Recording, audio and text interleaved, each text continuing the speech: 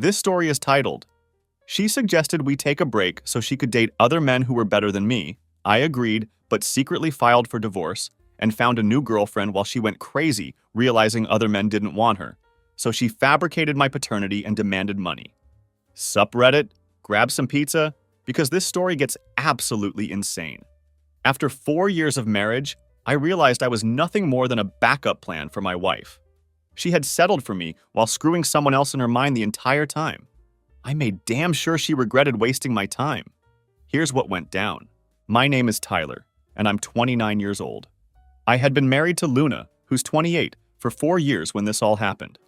We first met at a cookout about 6 years ago through some mutual friends. From the moment I saw her, I was captivated. She was smart, funny, and absolutely gorgeous. We just clicked immediately. You know that feeling when you meet someone and the conversation flows effortlessly?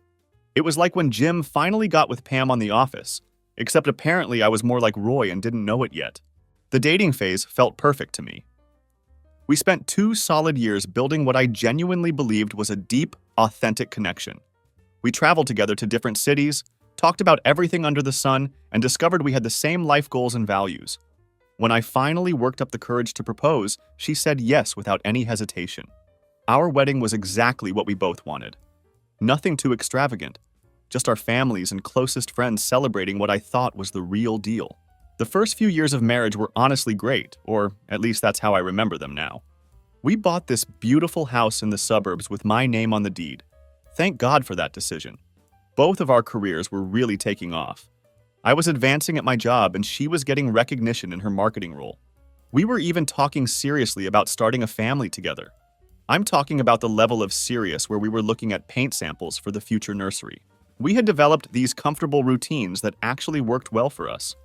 I would handle all the lawn care and barbecue duties on the weekends, while she managed the interior decorating and meal planning during the week. It felt like we were building something real and lasting together.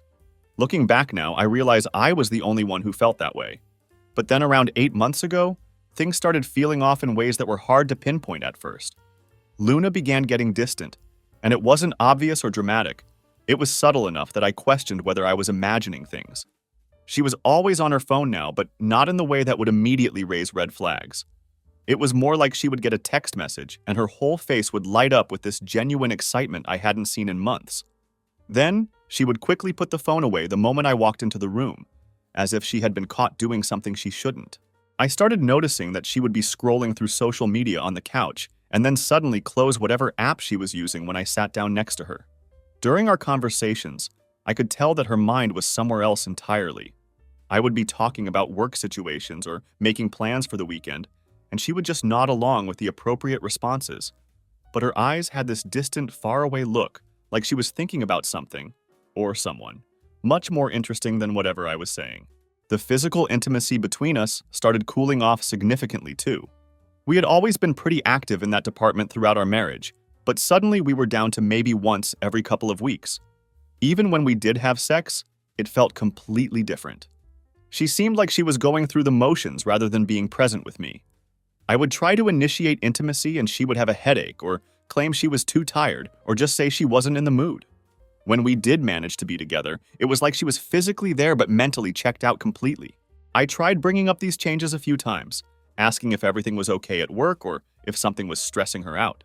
She would brush me off every single time, saying she was just dealing with some project deadlines or office drama that would blow over soon. I believed her explanations at first because her job in marketing could genuinely be pretty demanding, and she had dealt with difficult periods before. But this distance kept growing between us, and I started feeling like I was living with a roommate who occasionally shared a bed with me rather than my wife. The worst part of this whole situation was how completely normal she acted whenever we were in public. When we would go out with friends or attend family gatherings, she would transform back into the same charming, funny Luna that everyone loved. She would hold my hand, laugh at my jokes, and play the perfect wife role flawlessly. But the second we got home and closed the front door, it was like someone flipped a switch. She would immediately retreat back into this distant, distracted version of herself that I barely recognized. What I didn't know at the time was that Luna had been getting advice from her best friend Violet throughout this entire period. Violet was this toxic single woman who seemed to think marriage was some kind of prison sentence that trapped people from living their authentic lives. She was one of those people who always had drama swirling around her and genuinely couldn't stand seeing other people happy in their relationships. She had been filling Luna's head with all these ideas about living her best life and not settling for anything less than pure passion. Then one evening, completely out of nowhere, Luna suggested that we try couples therapy. She said she had been thinking a lot about our relationship lately and felt like we weren't connecting the way we used to when we first got together. She wanted to explore our communication patterns and work on our emotional intimacy with a professional. The way she presented it made it sound like she was really concerned about us and wanted to put in the effort to fix whatever was wrong. I was actually relieved when she brought this up. Finally, she was acknowledging that something was wrong between us and wanted to take active steps to fix it. I thought this was Luna taking real initiative to save our marriage, and I was willing to try anything that might help us get back to where we used to be. I had no idea that this was all part of a much larger plan. So Luna found this therapist named Dr. Linda, who specialized in couples work. Her office was located in one of those sterile professional buildings where every single door has some kind of therapy practice behind it. The whole place had very strong, "we're here to fix broken people" vibes, which probably should have been my first clue that this wasn't going to go the way I expected. Our first session was awkward as hell, just like you'd probably imagine. There we were, sitting on this beige couch across from a complete stranger with a notepad, trying to explain why our marriage needed professional intervention. Dr. Linda was professional and seemed competent, though. She was probably in her mid-50s with this calm, measured energy that didn't make us feel like total failures for needing to be there. She started with all the basic relationship inventory questions. How long have you been together? What initially attracted you to each other? When did you first notice these problems developing? It was standard couples therapy stuff that I'd heard about from other people who had gone through similar situations. Luna seemed nervous throughout the session, but was participating and answering questions, which I took as a genuinely good sign that she was committed to working on our issues. What I didn't realize at the time was that Luna had been having extensive coaching sessions with Violet beforehand, preparing for these therapy appointments. Violet had convinced her that therapy was going to be this safe space where she could finally be completely honest about her true feelings without facing any real consequences. She kept telling Luna that she deserved to be authentically herself and shouldn't have to hide her emotions for anyone, especially not her husband. The second session focused primarily on our communication patterns and how we handled conflict. Dr. Linda had us do these mirroring exercises where we would repeat back exactly what the other person had just said to make sure we were actually listening instead of just waiting for our turn to talk. It sounds simple enough, but it was genuinely eye-opening to discover how often we were completely missing each other's points and talking past one another. Through these exercises, I learned that when Luna said she was fine, she was definitely not fine and was actually quite upset about something. She learned that when I got quiet during discussions, I wasn't angry or trying to punish her. I was just trying to process what she had said and think through my response carefully. It felt like we were actually making some real progress in understanding each other better. Session 3 was dedicated to discussing work-life balance and external stressors that might be affecting our relationship. We talked about job pressures, family expectations, financial goals, and other normal married couple concerns.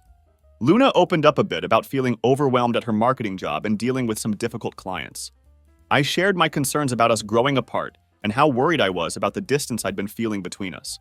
It genuinely felt like we were making meaningful progress. I actually started thinking that therapy might really work for us. We were communicating much better at home, making more conscious effort to spend quality time together without distractions. Luna seemed more present during our conversations instead of having that distant look in her eyes all the time. Some of the physical intimacy was even starting to come back. Not completely back to where we used to be, but enough that I thought we were definitely heading in the right direction. Dr. Linda kept pushing both of us to be more honest about our deepest feelings and expectations in the relationship. She would say things like, "Authenticity is the foundation of intimacy, and you can't build a real connection on partial truths or hidden emotions." At the time, I thought she was talking about better communication and being more open about daily frustrations or minor disappointments. I had absolutely no idea that she was essentially loading the gun that Luna was about to use to shoot our marriage directly in the face. Meanwhile, Luna was reporting back to Violet after every single therapy session, giving her detailed updates on what we had discussed and what Dr. Linda had recommended. Violet kept encouraging her to dig even deeper into her feelings and really examine whether she was truly happy in our marriage. She would say things like, "You only get one life, Tyler, and you shouldn't have to compromise your authentic self for anyone, not even your husband." The fourth session started out exactly like all the others had. Dr. Linda wanted to dig deeper into our relationship history, specifically focusing on how our past experiences and previous relationships might be affecting our current marriage dynamics. This seemed like a reasonable direction to explore, and I was still feeling optimistic about the progress we were making. She asked us to talk about our previous relationships and how those experiences had ended, and what we had learned from them. I went first and talked about a couple of serious girlfriends I'd had during college in my early 20s. I explained how those breakups had actually taught me valuable lessons about what I wanted in a long-term partner, and what kind of relationship dynamics worked best for me. It was pretty standard stuff that most people go through when they're figuring out what they want in life. Then Dr. Linda turned her attention to Luna. I could see Luna take a deep breath, like she was mentally preparing herself for something important. Like she had been waiting for exactly this moment and this question for weeks. That should have been my warning sign that something was about to go terribly wrong, but I was still naive enough to think we were just having another productive therapy session. She started telling Dr. Linda about Blake, her college boyfriend from several years ago. They had dated for 3 years during school and broke up when he moved across the country for some job opportunity that was too good to pass up. But the way she described him, Jesus Christ, the way she talked about this guy. She described him like he was some kind of mythical figure who had fundamentally changed her understanding of what love could be. "Blake was my first real love," she said, and her voice got noticeably softer when she said his name. "He was the relationship that taught me what true connection actually meant, what it felt like to be completely consumed by someone and have that passion be mutual." I was already starting to feel uncomfortable listening to this. I mean, we had talked about our exes before in casual conversation, but never like this. Never with this level of detail and emotion. And the way she was describing Blake made it sound like he had been some kind of life-changing, earth-shattering experience, while I was sitting right there next to her feeling like chopped liver. Dr. Linda asked how that relationship ending had affected her moving forward, which seemed like a standard therapy question. What happened next will honestly haunt me for the rest of my life. Luna looked directly at me, not down at her hands, not at the therapist, but straight into my eyes. And then she said, "I think about him every day." The room went completely dead silent. I'm sitting there thinking that surely she had misspoken, or I had somehow misheard what she just said. But then she kept going, and her voice got stronger and more confident with each word. "I married Tyler because he's stable and kind and would be a good father to our children. But I never got over Blake. I thought I could learn to love Tyler the way I loved Blake, but I can't. It's just not the same kind of love. I swear that time completely stopped in that moment. You know that scene in movies where everything goes quiet and the camera slowly zooms in on someone's face while the world seems to collapse around them? That was exactly what my life felt like in that therapy office. "So, you're saying you settled for me?" I asked, and my voice sounded like it was coming from underwater. I could barely believe the words were coming out of my mouth. "I'm saying I love you, but not the way I should," Luna replied, and she was looking directly at me as she said it. "Not the way you deserve to be loved. You're safe and reliable, and I thought that would be enough for a good marriage. But Blake was pure passion. Blake was everything you're not. Game over. Marriage officially terminated. Life as I knew it had just ended right there on that beige therapy couch. Dr. Linda tried to jump in with some therapeutic damage control, saying something about how honesty was the first step toward healing and working through difficult emotions. But I wasn't hearing any of it. My wife had just told me that our entire marriage had been built on a complete lie. For 4 years, while I thought we were building a life together and planning our future, she had been thinking about another man every single day. She had been comparing me to someone else and consistently finding me lacking. Every anniversary we had celebrated, every vacation we had taken together, every time we had talked about having children and growing old together, she had been wishing I was someone else. Every time we were intimate, every time she told me she loved me, every time she smiled at me across the dinner table, she was fantasizing about being with Blake instead of me. I stood up and walked out of that office without saying another word. Luna called after me, but I kept walking straight to my car. I got behind the wheel and just drove around aimlessly for 3 hours, trying to process what had just happened to my life. My brain felt like it was short-circuiting.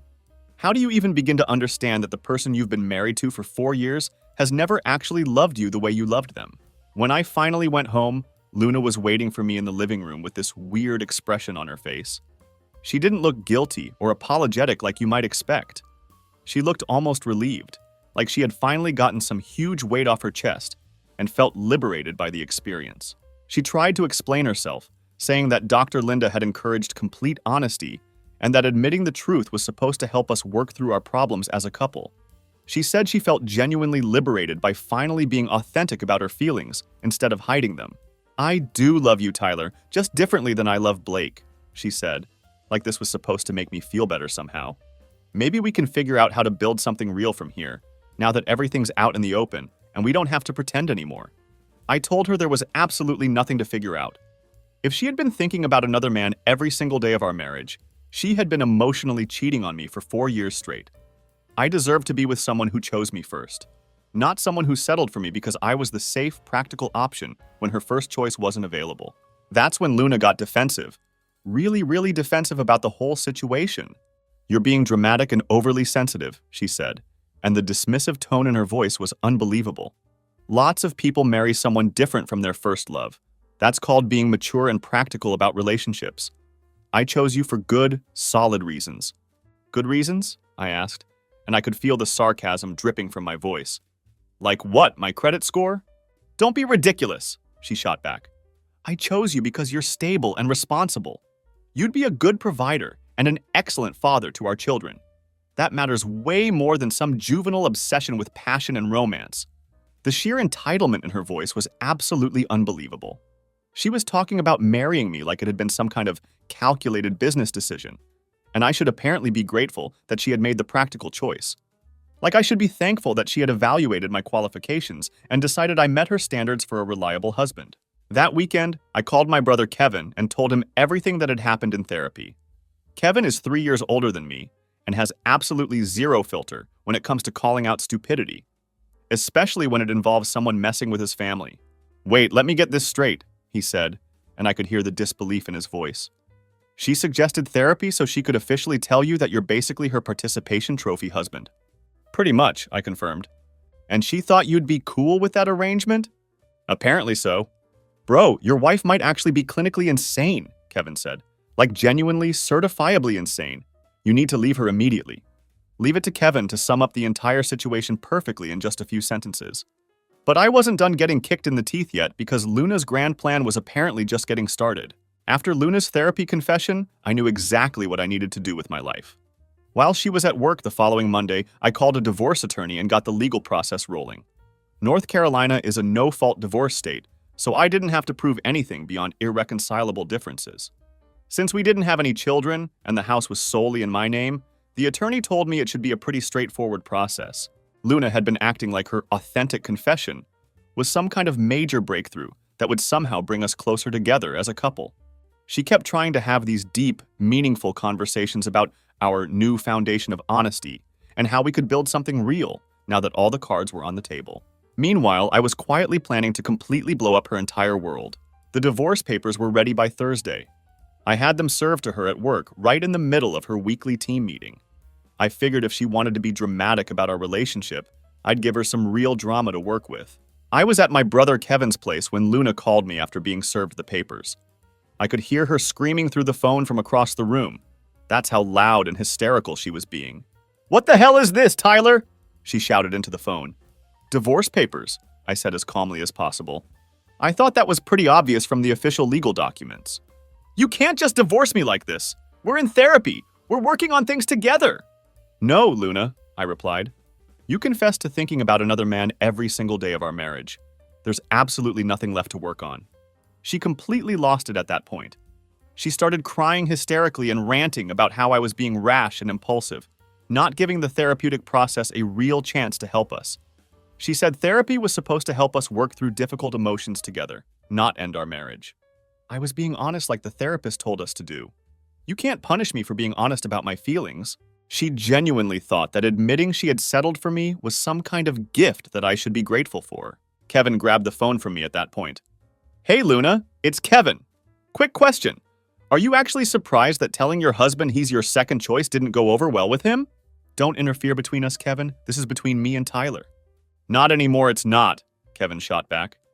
You just got served with divorce papers, sweetheart. Maybe next time don't suggest therapy as a way to confess that you're not actually in love with your husband. I took the phone back from Kevin. Luna was sobbing uncontrollably now, saying she couldn't believe I would do something like this to her without any warning. You didn't warn me that our entire marriage was a lie, I pointed out. Fair's fair. But the real fun was just getting started, because I had more surprises in store for her. You see, the house was entirely mine. I had bought it before we got married and never added her name to the deed. So along with the divorce papers, I also served her with a 30-day eviction notice. When she got home that evening, she was a complete wreck. Her mascara was streaked all over her face, her hair was completely disheveled, and she looked like she had been crying for hours straight. You can't kick me out of my house, she said desperately. It's not your house, Luna, I replied. Check the deed if you don't believe me.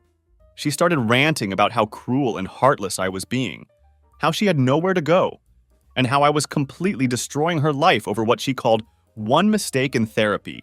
That's when I dropped the next bomb on her. Oh, and Kevin's going to be staying here for the next month. Kevin had been going through his own housing situation. His lease was up and he was between apartments anyway. The timing was absolutely perfect. Are you freaking kidding me? Luna screamed. You're bringing your brother here to what? Humiliate me? Nah, Kevin chimed in, walking through the front door carrying his bags. I'm just here for the entertainment value. This whole situation is better than cable television. The look on Luna's face was absolutely priceless. She had gone from thinking she was in complete control of the situation and our relationship to realizing that she was totally screwed in about 24 hours flat. Luna tried calling her parents for help, but they lived all the way down in Georgia and couldn't provide much practical assistance with her immediate housing crisis. She tried reaching out to some friends, but most of them were mutual friends from our social circle who were pretty shocked by the whole situation and didn't really know how to handle it. The only person who was fully supportive of her throughout this mess was Violet, her toxic best friend who had encouraged this whole therapy confession disaster in the first place. Violet kept telling Luna that I was being emotionally abusive and manipulative, and that she deserved so much better than how I was treating her, which was absolutely rich, considering that Luna had just admitted to emotionally cheating on me for 4 years straight by thinking about another man every single day of our marriage. The next few weeks were tense as hell around the house. Luna would stomp around slamming doors and having these loud, dramatic phone conversations with Violet about what a terrible person I was and how unfairly I was treating her. Kevin found the whole thing absolutely hilarious and entertaining. It's like watching a reality show, he said one morning, while Luna was having a complete meltdown in the kitchen over something trivial. Except the main character is completely delusional about who the bad guy actually is in this situation. Bro, she basically told you that you're the human equivalent of a participation trophy, Kevin continued, and then got mad when you didn't want to display it proudly on your shelf. That's my brother Kevin for you. He always knows exactly how to put things in the perfect perspective. But the real entertainment came about 2 weeks into Luna's eviction countdown. I came home from work one day to find Violet sitting in my living room like she owned the place. She was sprawled across my couch drinking what looked suspiciously like one of my beers, giving me this smug look like she was about to drop some profound wisdom on me. We need to talk, Violet announced, before I had even put my keys down. No, we don't, I said firmly. And you need to leave my house immediately. Tyler, you're being completely unreasonable about this whole situation, she said. Luna made one mistake in therapy, and you're destroying her entire life over it. I looked around for Luna, but she was nowhere to be seen. She was probably hiding upstairs somewhere while she sent her attack dog down to fight her battles for her. One mistake? I asked incredulously. She admitted to thinking about another man every single day of our marriage. So what? Everyone has fantasies and thoughts about other people. That doesn't mean anything significant. Kevin walked in from the kitchen at that exact moment, took one look at Violet and grinned widely. Oh, this should be good, he said. Let me guess, you're here to explain why Tyler should be grateful that his wife settled for him? I'm here to tell him he's being vindictive and cruel, Violet shot back at Kevin. Luna was being honest about her feelings, and instead of working through it like a mature adult, he's throwing her out on the street like she's garbage. Working through it? I said, and I could feel my voice getting louder. She told me I was a consolation prize. What exactly am I supposed to work through here? How to be okay with being someone's backup plan for the rest of my life? Oh, boo-hoo, Violet said, rolling her eyes dramatically. So your ego got a little bruised. That's what marriage is.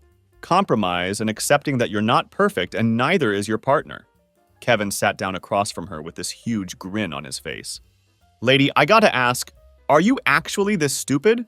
Or is this some kind of performance art? Excuse me? Violet snapped. I mean, you convinced your friend to blow up her marriage by confessing she never loved her husband the way she should, Kevin explained. And now you're here trying to convince him he should be cool with that arrangement. It's like watching someone try to sell fire insurance to a house that's already burned down. Violet's face turned bright red.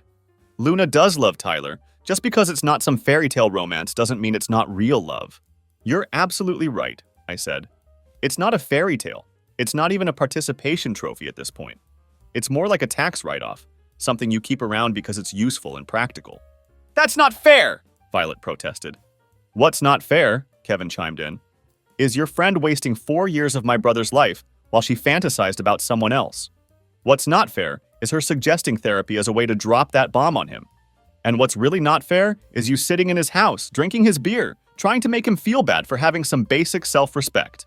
Violet stood up, clearly getting more agitated by the minute. Luna is going through a really hard time right now. She's losing her husband, her house, everything she's built. The least you could do is show some compassion and understanding. Compassion? I laughed bitterly. Where was her compassion when she was comparing me to her ex-boyfriend every day for 4 years? She wasn't trying to humiliate you, Tyler. She was trying to be honest about her feelings.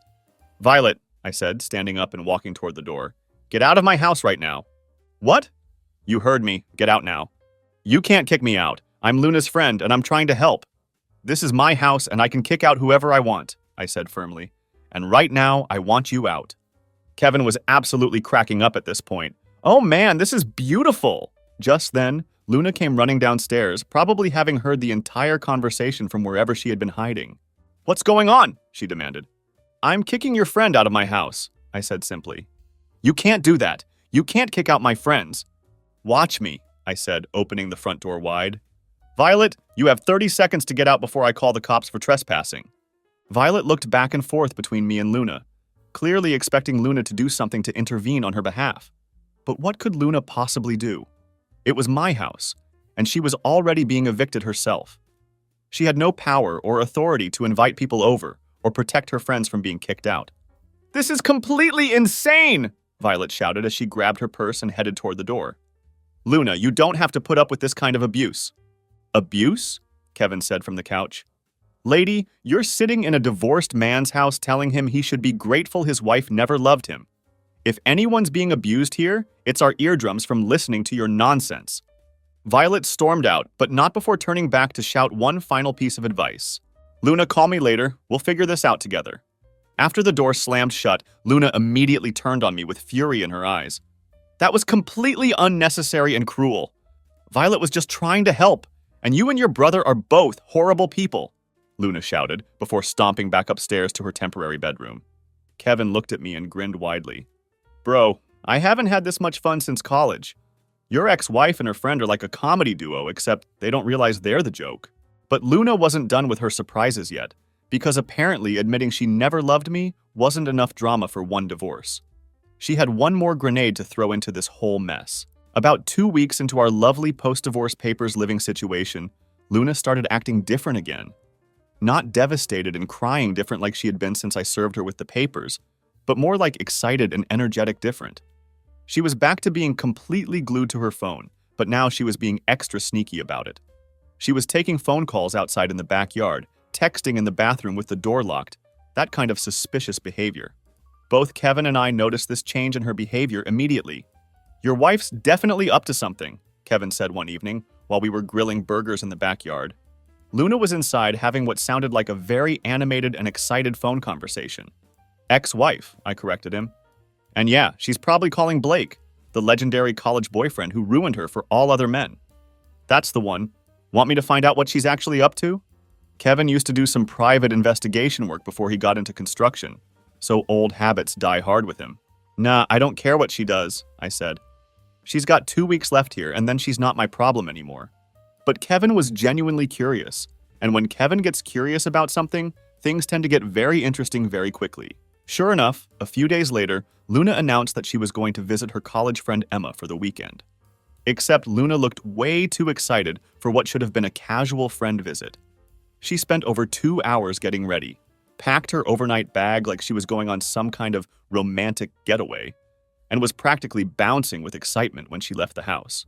Emma lives 3 hours away, Kevin said, watching from the window as Luna loaded her car with unusual care. Want to bet she's not actually going to see Emma? I'm sure she's not going to see Emma, but again, it's not my problem anymore, I replied. Come on, man. Aren't you at least curious about the guy who's apparently so amazing that he ruined your wife for marriage? Kevin pressed. I was curious, but I was also trying my best to move on with my life and not get dragged back into Luna's drama. Kevin, however, had no such restraint or desire to let this go. He followed her in his car, keeping a good distance and using his old investigative skills to tail her without being noticed. And guess what happened? She didn't drive 3 hours to see her friend Emma. Instead, she drove about 40 minutes to a hotel outside Charlotte, and Blake was waiting for her in the parking lot. Kevin called me from his car, barely able to contain his excitement. Dude, you're not going to believe this. She's here with him right now. They just went into the hotel together. Are you serious right now? Dead serious. I'm watching them walk in together as we speak. Kevin managed to get video footage of them walking into the hotel together, and Luna looked happier and more excited than I had seen her in months. They stayed inside for about 3 hours before coming back out. This is absolute gold, Kevin said when he got back to the house. Your ex-wife just committed adultery with a married man, and I got it all documented on video. Well, at least now I know she's capable of making Blake her first choice for something, I said. Too bad it's just a Tuesday afternoon hotel visit instead of a lifetime commitment. This might not be useful for your divorce proceedings, but I bet Blake's wife would be very interested in seeing this footage. That's when I realized exactly what Kevin was suggesting, and honestly, it made perfect sense. Blake's wife had no idea that her husband was cheating on her. She was probably at home with their kid, thinking everything was fine in their marriage, while her husband was hooking up with his ex-girlfriend at some cheap hotel. That woman absolutely deserved to know what was happening. Damn right she does, I agreed. Finding Blake's wife on social media wasn't particularly difficult. Small-town guy with a public Facebook profile and plenty of family photos made it pretty easy. Her name was Melissa, and she looked like a genuinely nice person from her posts. There were lots of pictures with their daughter, posts about family activities and outings, the kind of normal family life that Luna had been actively trying to destroy. Kevin sent Melissa a direct message explaining who we were and that we had important information about her husband that she needed to see. We included the video footage along with a detailed explanation of how Luna had been pursuing Blake and using our divorce as an opportunity to reconnect with him. Melissa's response came back about 2 hours later. Thank you for telling me about this. I'm so sorry your wife put you through this situation. Blake has been acting strange and distant lately, and now I understand why. Within 24 hours, Blake's entire world started falling apart at the seams. Melissa confronted him with the video evidence, and he apparently broke down completely and confessed everything to her. She immediately kicked him out of their house and called a divorce attorney the next morning. Blake then called Luna in a complete panic about his situation. I could hear her side of the conversation from downstairs, and it was absolutely fascinating to listen to. What do you mean she knows? How does she know? Luna was saying in a frantic voice. There was a long pause while Blake was apparently explaining the situation to her. But you said you loved me. You said you'd been thinking about me all these years too. Another pause, and I could tell from Luna's voice that she was getting more upset. Don't you dare blame this on me. You came to that hotel willingly. You wanted this just as much as I did. And that's when I realized that Blake had been playing Luna the entire time. He had probably been curious about his ex-girlfriend, and maybe wanted to see if the old feelings were still there. But when it came to actually leaving his wife and child for Luna, there wasn't a chance in hell he was going to do that. Luna came downstairs looking absolutely destroyed and defeated. Her face was pale, her eyes were red from crying, and she looked like someone had just crushed all her dreams. Blake says it's over, she said to me, like I was supposed to care or feel sorry for her. His wife filed for divorce, and she's taking their daughter and moving across the country. Good for her, I said without any sympathy. Good for her? Luna asked incredulously. Tyler, this is all falling apart. None of this was supposed to happen like this. What exactly did you think was going to happen, Luna? She started crying again, the tears flowing freely down her cheeks. I thought if Blake and I reconnected, it would prove that what we had was real and special. And then maybe I could figure out how to be truly happy. By destroying 2 marriages in the process? I didn't mean for anyone to get hurt. I just wanted to see if there was still something between us. Kevin looked up from his laptop where he had been working. Luna, sweetheart, you can't cheat on your husband with a married man and then act surprised when marriages get destroyed. That's literally the most predictable outcome possible. The fallout from the Blake situation was immediate and absolutely brutal. His wife Melissa followed through completely on the divorce proceedings, got primary custody of their daughter, and moved across the country to be near her family for support. Blake was completely devastated by the consequences of his actions. He had blown up his marriage, contributed to the destruction of Luna's marriage, and had absolutely nothing to show for it except divorce proceedings and child support payments. Luna spent her last week in my house crying constantly and having these long, dramatic phone conversations with Violet about how unfair life was and how everyone had turned against her. "This is all your fault," she said to me one evening while I was trying to watch television. "If you hadn't been so dramatic about the therapy session, none of this would have happened." "Right," Kevin said from the kitchen. "It's Tyler's fault that you cheated on him with a married man. That makes perfect sense." "I wasn't cheating. We were separated," Luna protested. "You were cheating when you were thinking about Blake every day of your marriage," I pointed out.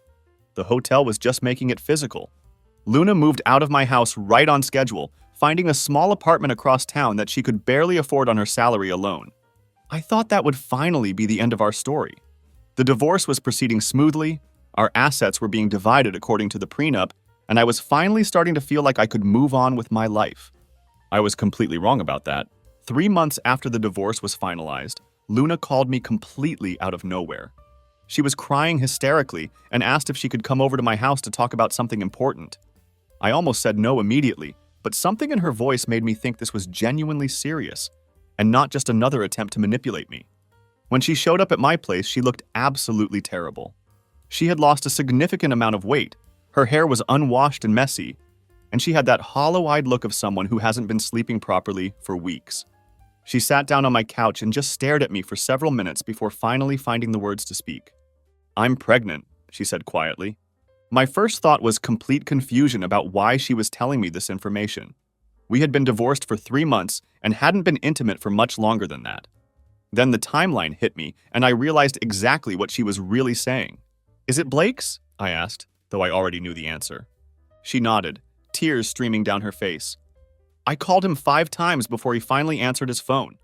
And when I told him about the baby, he said it was my problem to deal with. He said he never should have met me at that hotel, and that if I contacted him again, he would get a restraining order against me." So, not only had Blake completely rejected her fantasy reunion, but he had also made it crystal clear that he wanted absolutely nothing to do with her or their unborn child. "Why are you telling me this?" I asked. "Because I don't know what to do," she said desperately. "I can't raise a baby by myself. I can't afford my apartment on just my salary. I've ruined everything in my life and I don't know how to fix it." The entitlement was still there, even in her complete desperation. She somehow thought this was my problem to solve. "Luna, you made these choices," I said firmly. "You chose to pursue a married man. You chose to create the situation. I can't fix this for you." "But we were married for 4 years," she said desperately. "Doesn't that mean anything to you? Can't you help me figure this out?"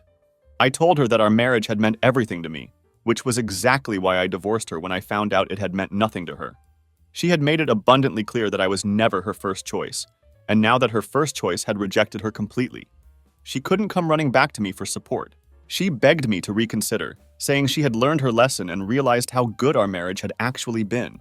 She said she understood now that what she had with Blake was just a fantasy, and that what we had built together was real and valuable. But that was exactly the problem. She only realized the value of our marriage after she had tried and failed to get something she thought was better. Then she dropped the most delusional suggestion I had ever heard in my entire life. "What if we got back together?" she said. "You always wanted to be a father. This could be your chance. We could raise the baby together, and it would be like a fresh start for all of us." I stared at her in complete disbelief. "You want me to help you raise another man's baby? The baby you conceived while trying to destroy his marriage? The baby's innocent in all this," she said. "And Blake wants nothing to do with us. You could be the father this child needs." "Are you completely insane?" That's when she got angry. Really, really angry about my refusal to help her. She started screaming about how selfish and heartless I was being, how I was abandoning her when she needed me most, and how if I really loved her, I would help her through this difficult situation. I told her that the most loving thing I could possibly do for her was refuse to enable her delusions any further. She needed to face the consequences of her choices without expecting me to rescue her from the mess she had created. After she left my house, I immediately called Kevin and told him about the pregnancy and Luna's absolutely insane suggestion. "Bro, your ex-wife might be the most delusional person I've ever heard of," Kevin said. "And I've met some truly delusional people in my life." I changed my phone number the next day and told Luna through my attorney that any future communication needed to go through our lawyers. I couldn't keep being her emotional support system while she dealt with the consequences of choices that had completely destroyed our marriage. But Luna wasn't ready to let go of me yet, because apparently being pregnant and abandoned by Blake wasn't enough consequences for her actions. It's been over a year since this whole nightmare started, and I wanted to give everyone a final update on how everything ultimately played out for all the people involved. Luna's baby was born about 6 months ago, a little girl named Lily. She had absolutely no one with her at the hospital except her mother, who flew in from Georgia to help with the birth. Blake refused to be involved in any way with the pregnancy or delivery, and most of Luna's friends had distanced themselves from her after learning about the affair and pregnancy situation. Even Violet, her toxic best friend who had encouraged this entire mess from the beginning, had backed away once things got too real and complicated. Turns out it's much easier to encourage someone to live their truth when you don't have to deal with any of the actual consequences.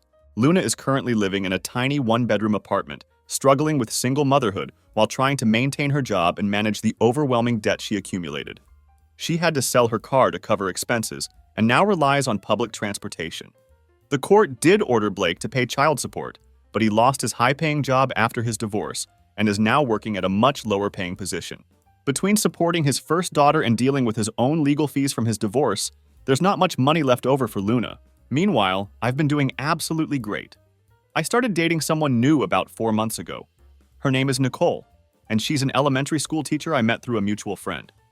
She's kind, stable, honest, and most importantly, she makes me feel like I'm her first choice every single day. Not her backup plan, not her safe option, her actual first choice. Last week, I was out with Nicole at this nice restaurant downtown when I spotted a familiar figure sitting alone at the bar. It was Luna, looking rough around the edges and clearly drowning her sorrows in wine. She must have seen us too, because she started making her way over to our table with unsteady steps. "Tyler," she said, and her voice was noticeably slurring. I stood up, trying to keep this from becoming a public scene. "Hey, Luna, how are you doing?"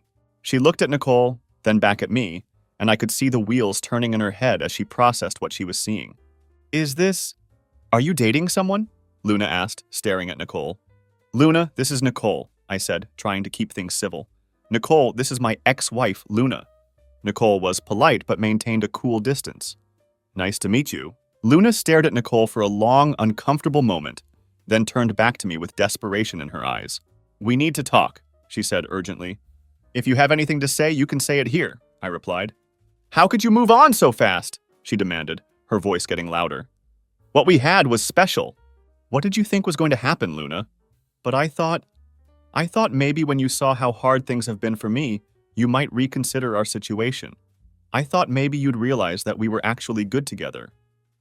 I couldn't believe what I was hearing. Even after everything that had happened, she still had this fantasy that I would come back to her. What exactly did you think was going to happen here? That's when she completely lost it and started crying loudly in the middle of the restaurant. She began talking about how she had no one to help with the baby, how she was struggling financially, and how everyone had abandoned her. "I made mistakes, but I was just trying to be honest about my feelings," she sobbed. "You're punishing me for being authentic." People at other tables were starting to stare at our situation. "You need to go home," I said firmly. "You're drunk, and you're making a scene." "I'm making a scene?" she shouted. "You're the one who destroyed our marriage over something I said in therapy. You're the one who had your brother spy on me. You're the one who ruined Blake's marriage by telling his wife. Luna, I need you to leave now." She looked at Nicole again with obvious resentment, then back at me. "She's prettier than me, is that what this is about?" Luna said bitterly. "Are you trying to prove something? Is she your first choice, Tyler? Or is she settling for you too?" "Nicole chose me," I said simply. "That's the difference." Security ended up having to escort Luna out of the restaurant. She was still crying and shouting about how everyone had abandoned her and how unfair life was treating her. Nicole was incredibly understanding about the entire awkward situation. That was your ex-wife? She asked. Unfortunately, yes. She seems intense. That's one word for it. I can see why you divorced her. Looking back on everything now, I realized that the whole thing had been a setup from the very beginning. The therapy suggestion, the dramatic buildup, the emotional confession, it was all designed to blow up our marriage while making her look like the victim who was just being honest about her feelings. But it completely backfired on her. Instead of getting her fantasy reunion with Blake, she ended up pregnant and completely alone. Instead of keeping me as a backup plan while she figured out her feelings, she lost everything she had built. I do feel genuinely bad for little Lily, who's going to grow up with a mother who makes consistently terrible decisions and a father who wants absolutely nothing to do with her. But that's not my responsibility to fix. I'm focused on my future now with someone who actually wants to be with me. To anyone going through something similar to what I experienced, I want you to understand this. Don't settle for being someone's backup plan. Don't stay with someone who makes you feel like you have to constantly earn their love or compete with their memories of other people. You deserve to be with someone who chooses you first every single day, without hesitation or comparison. Don't accept anything less than that. The red flags were there from the beginning, but I ignored them because I wanted to believe that our marriage was strong enough to work through any problems. Luna's distance, her secretive phone behavior, the way she seemed mentally checked out during intimate moments, all of that was her way of telling me that I wasn't her priority. I just wasn't ready to hear it at the time. When someone shows you who they really are and what you actually mean to them, believe them the first time. Don't make excuses for their behavior or convince yourself that things will get better if you just try harder. Luna told me exactly where I stood in her life during that therapy session, and the kindest thing I could do for both of us was to accept that truth and act accordingly. I'm not saying divorce is always the answer, but when someone admits they've been emotionally cheating on you for your entire relationship, there's really nothing left to salvage. You can't build a healthy marriage on the foundation of one person settling for the other. Love should never feel like a consolation prize. The therapy confession wasn't actually Luna being honest. It was Luna being cruel. There's a difference between working through relationship problems and admitting that your spouse was never really what you wanted. She knew exactly what she was doing when she said those things, and she thought I would just accept being her second choice because I was safe and practical. Looking back now, I can see that Luna wanted to have her cake and eat it too. She wanted to keep me as her reliable backup husband while she pursued her fantasy relationship with Blake. When that didn't work out the way she planned, she expected me to be waiting there to pick up the pieces. The entitlement is staggering when you really think about it. I'm grateful that Kevin was there throughout this whole mess, because having someone who could see the situation clearly and call out the absurdity kept me grounded. Sometimes, you need that outside perspective to realize just how badly you're being treated. Family support matters more than you realize when your world is falling apart. Nicole has been incredibly patient and understanding about all the baggage that comes with my situation. She's never made me feel like I have to compete with anyone or prove my worth to her. That's what a healthy relationship feels like. Mutual choice, mutual respect, and mutual commitment. It's night and day compared to what I had with Luna. The most important lesson I learned from all of this is that you can't force someone to love you the way you love them, and you shouldn't waste years of your life trying. When someone tells you that you're not enough for them, believe them and move on. There's someone out there who will think you're exactly what they've been looking for. If Luna had been honest about her feelings from the beginning, we could have saved each other years of wasted time. Instead, she chose to string me along while fantasizing about someone else. That's not love. That's selfishness disguised as settling down. Don't be anyone's backup plan. You deserve to be someone's first choice, their priority, their person. Anything less than that isn't worth your time or emotional energy.